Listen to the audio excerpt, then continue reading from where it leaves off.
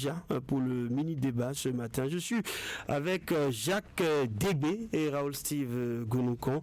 Bonjour. Bonjour, René Soglo. Alors, on va parler de l'actualité, bien évidemment. On n'irait pas bien loin, on sera juste à côté. On parle de cette attaque survenue au niveau de l'aéroport de Niamey avec le général Tiani qui continue toujours d'accuser le Bénin, qui accuse la Côte d'Ivoire, mais également la France. Quelques heures après, l'attaque a été revendiquée. Quelle lecture on peut faire de cette sortie du général qui est vraiment passé à côté de la réalité?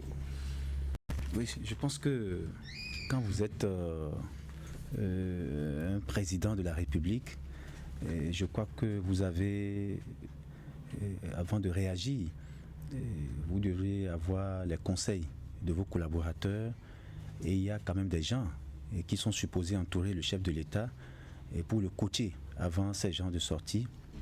Mais on a compris que le président Tiani s'est précipité après la situation.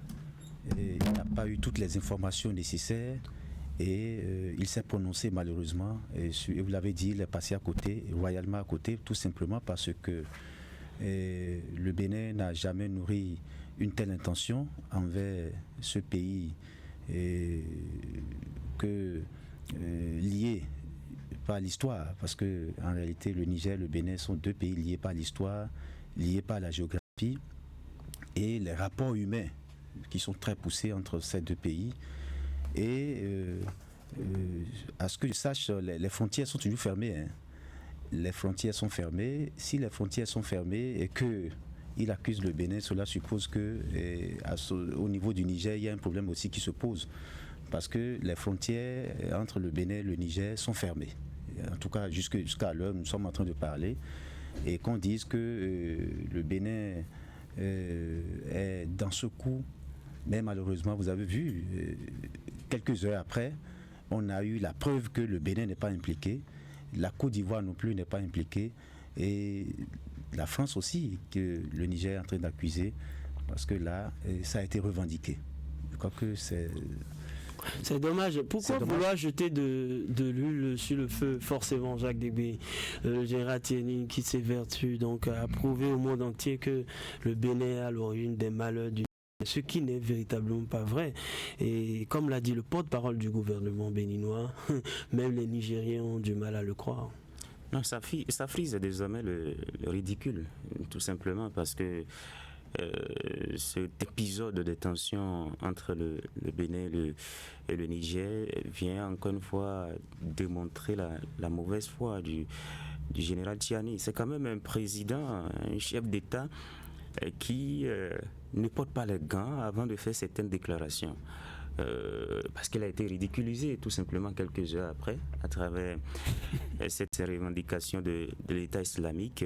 Lorsque vous êtes le père de la nation, le premier des citoyens, avant de faire une certaine sortie, des accusations aussi graves, je crois qu'il faut mener toute l'enquête. Avant de rugir. Bon, mais là, je comprends pas. J'ai comme l'impression que... Parce qu'il ne s'est pas contenté d'accuser nommément. Il a proféré des menaces. Oui. Il a dit que voilà, ils vont rugir.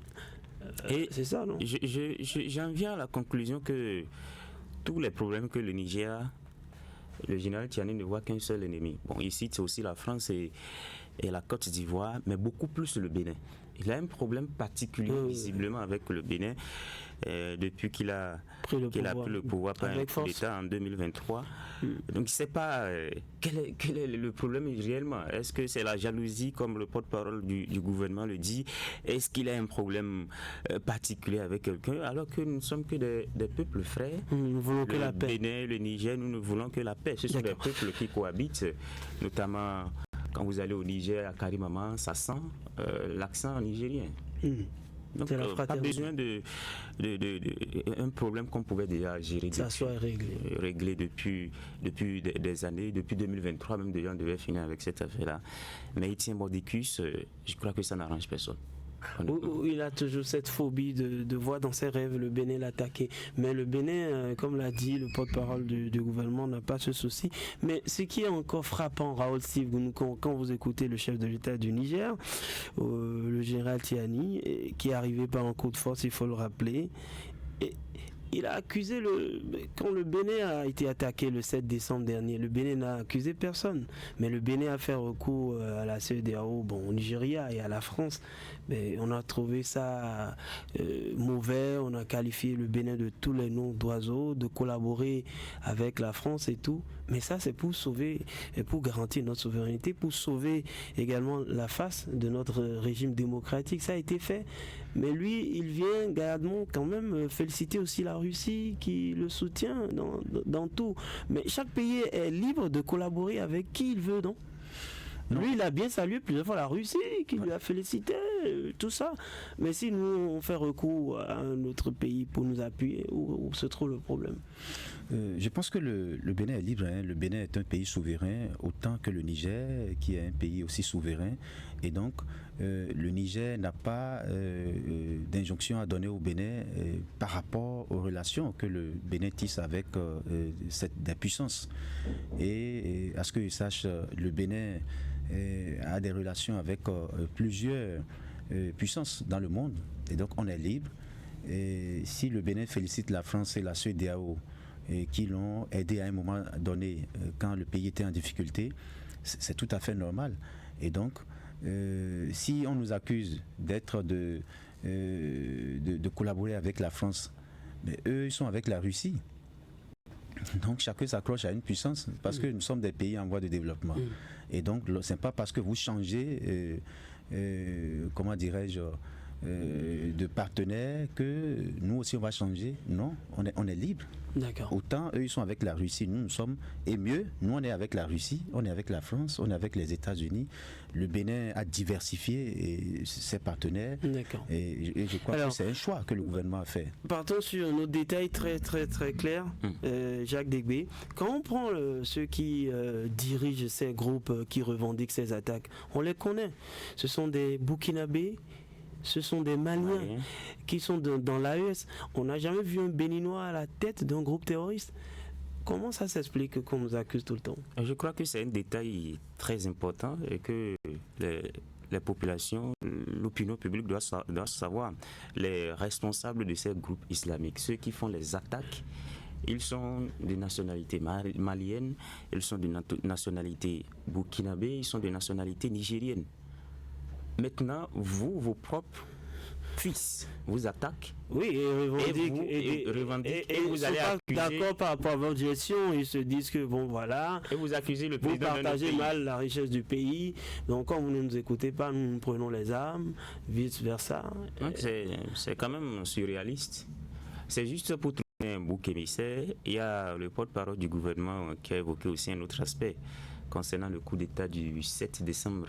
Coup d'État manqué du 7 décembre 2025 au Bénin, où il disait qu'il y a des pays qui ont soutenu les putschistes et que peut-être au moment opportun des noms seront cités. C'est un prélude à ça que le général Tiani est en train de vouloir se protéger et tout ça, de se victimiser déjà en attendant peut-être un jour, on ne sait jamais si les enquêtes qui sont en cours parviennent à nommer, identifier nommément. En somme, c'est la paix qu'il faut prôner entre ces et faire baisser le mercure. La sous-région, nous avons un souci au niveau de la sous-région et je pense que c'est à travers une synergie d'action qu'on pourra rétablir cette paix-là.